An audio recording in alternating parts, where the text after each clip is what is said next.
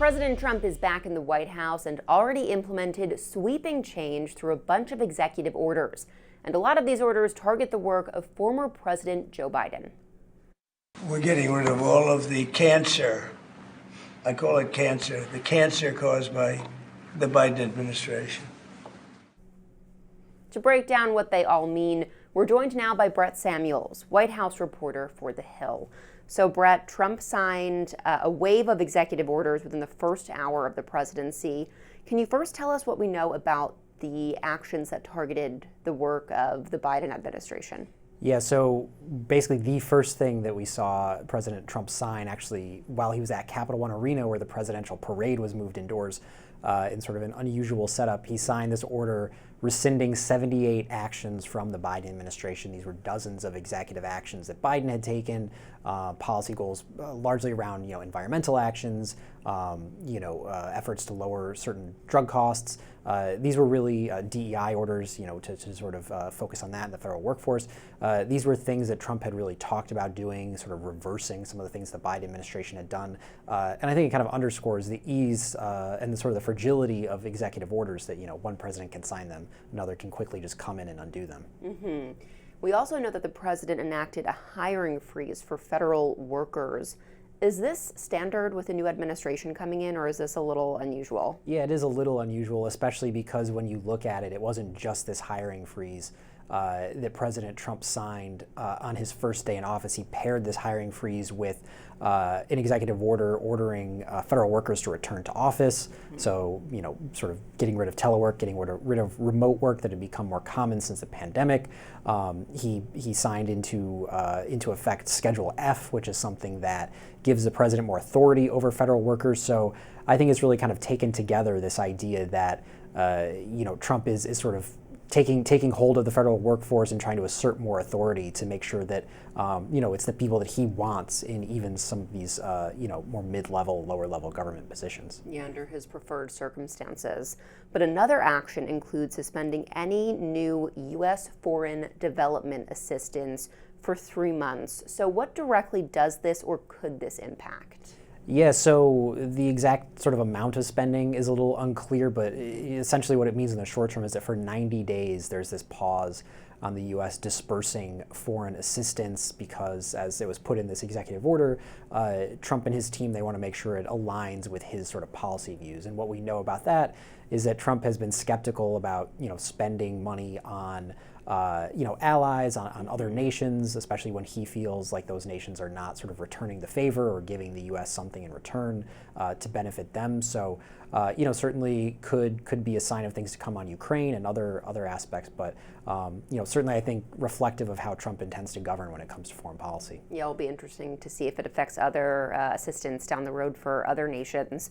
But another big thing being talked about yesterday was the Gulf of Mexico now being the Gulf of America. And Trump also renamed Mount Denali in Alaska back to Mount McKinley.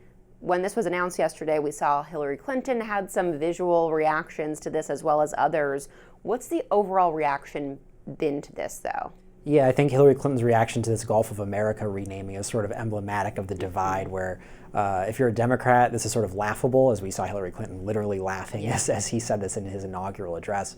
But if you're a Republican, this is sort of just another example of Trump, asserting sort of America's dominance, asserting American greatness or American exceptionalism on the world stage. So it's something for Republicans to kind of grab onto and rally behind, even if it's just sort of, I think, a messaging tool at the end of the day. Unclear what other countries and organizations would actually recognize this. But, when it comes to Mount McKinley and the Mount Denali, that sort of flip-flop. Mm-hmm. I thought it was interesting. Senator Lisa Murkowski, a Republican from Alaska, she pushed back against this. She was opposed to renaming the peak after renaming it Mount McKinley as it was previously named. So getting some pushback there, but I think that that's also maybe kind of a niche issue that folks outside of Alaska, like Lisa Murkowski, may not be quite as familiar with. Right.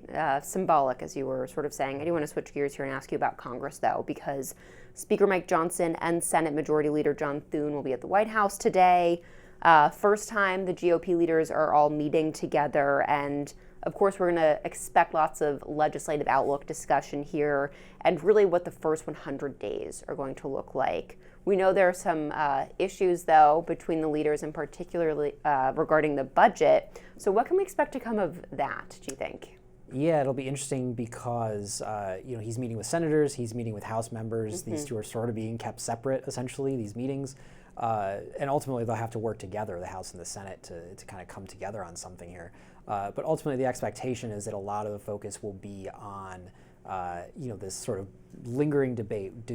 Does Congress move forward with sort of one bill, one reconciliation bill, to lump together all of Trump's agenda, as he has suggested? That includes, tax policy reform, energy investments, immigration and border security reforms, or do they break it into two things where tax policy, for example, will be kind of punted down the road because it's a little more complicated, might take some more time, and maybe they can get one bill done in the meantime and get a quick win.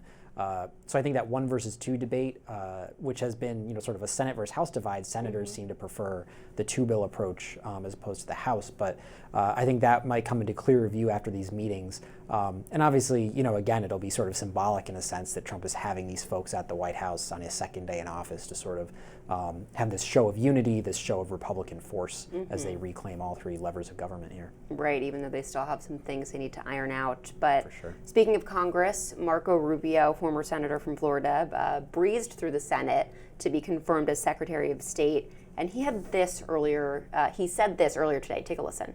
President Trump's made it very clear, everything we do, and this is true in government, but especially at the Department of State, everything we do must be justified by the answer to one of 3 questions. Does it make us stronger? Does it make us safer? And does it make us more prosperous? If it doesn't do one of those 3 things, we will not do it. So with him at the helm of the State Department, do you anticipate to see major policy changes? Yeah, I think we will for sure see major policy changes. Already we've seen some diplomats resign at the request of President Trump, another sign that he wants his people in these roles who support his agenda. His foreign policy outlook is obviously very different from the Biden administration. Then President Biden, it was such a point of pride that he had rallied these allies to support Ukraine. He spoke about America being sort of a world leader. With Trump already, we heard in his inaugural address that his foreign policy is more about, that it will be America first, that America doesn't want to be entangled in these foreign conflicts. So certainly I think quickly we'll see sort of the Trump administration's support for Israel, for example, broadcast loud and clear. He withdrew from the World Health Organization, Paris Climate Accords. So already we're seeing some shifts, and obviously with Marco Rubio already getting confirmed, I think we can expect to see him out on the world stage very quickly, sort of projecting these Trumpian values. Well, as you just said, there have been resignations. Trump also fired 4 presidential appointees, though. So who was on that list and why? Yeah, so these were, sort of advisory roles and almost sort of ceremonial roles that presidents can give to some of these folks for these presidential commissions. But few of them were notable, certainly. One of them was Jose Andres, who's obviously sort of a very, very famous chef and has been very outspoken criticizing Trump, certainly over his response to the Puerto Rico disaster, the hurricane disaster that happened during the Trump administration. Brian Hook, who was actually Trump's former envoy to Iran, was on one of these commissions, and Trump ousted him. So clearly some frustration there about Brian Hook serving in this Biden commission. Keisha Lance Bottoms, another one, who was the former mayor of Atlanta. She had actually served in the Biden White House, was on one of these commissions. So, multiple examples here of folks who clearly had, either criticized Trump, supported Biden, some combination of those, and just another sign, once again, of Trump kind of cleaning house, trying to start with a clean slate of only folks who he believes he can trust and who are sort of, in line with sort of his vision. Yeah, seems like lots of changes are afoot. Brett Samuels, White House reporter at The Hill, thank you so much. Thanks so much. Just 2 days into a fragile ceasefire in Gaza, Israel's top general has resigned.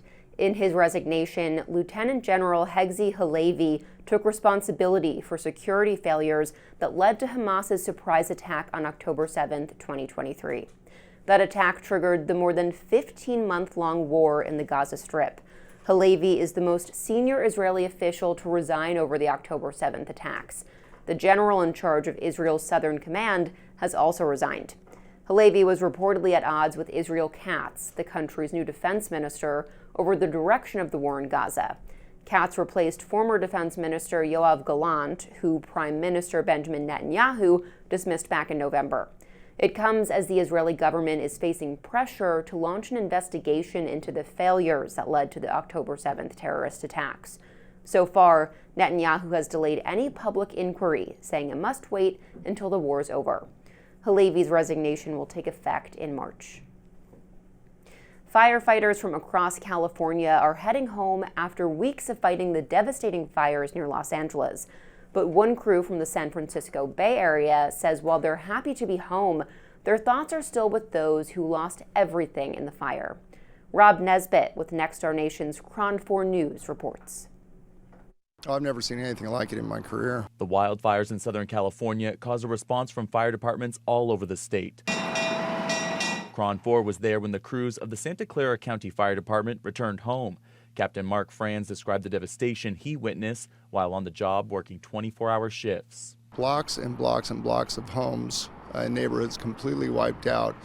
And every once in a while you would have a single standing home completely intact with no rhyme or reason to it. So that really speaks to how fast moving this fire was. For nearly 2 weeks, crews like his worked to battle the Palisades fire and Eaton fire. The death toll stands at 27, and more than 30 people are still reported as missing. Santa Rosa Chief Fire Marshal Paul Lowenthal was in LA for 12 days and spoke with me on his way back Monday. The similarities between what they were seeing in Southern California and what we've experienced in Sonoma County in 2017. The Tubbs fire at the time was the most destructive wildfire in California history and destroyed Lowenthal's home. He spent a majority of his time in Southern California speaking with elected officials. A lot of the conversations revolved around lessons learned from other wildfires, not only in Santa Rosa, but Lahaina, Camp Fire, other large-scale disastrous wildfires. According to CAL FIRE, there are still 7,000 personnel on the ground fighting the fires. Returning crews thinking about the work they're doing and the tough road ahead for those impacted. They're going to need continued support. They're going to need their community not only to rally around them, but the entire nation. And I think we're seeing that on some levels now. Rob Nesbitt, KRON 4 News. Thank you, Rob. In the meantime, strong winds expected to return in the coming days. CAL FIRE says another 2,500 firefighters are on standby to help the 7,000 still on the ground in LA. That's today's Daily Debrief. I'm Bianca Facchinei. Be sure to like, share, and subscribe to the Hills YouTube channel. And come back here soon for the intersection between politics and policy.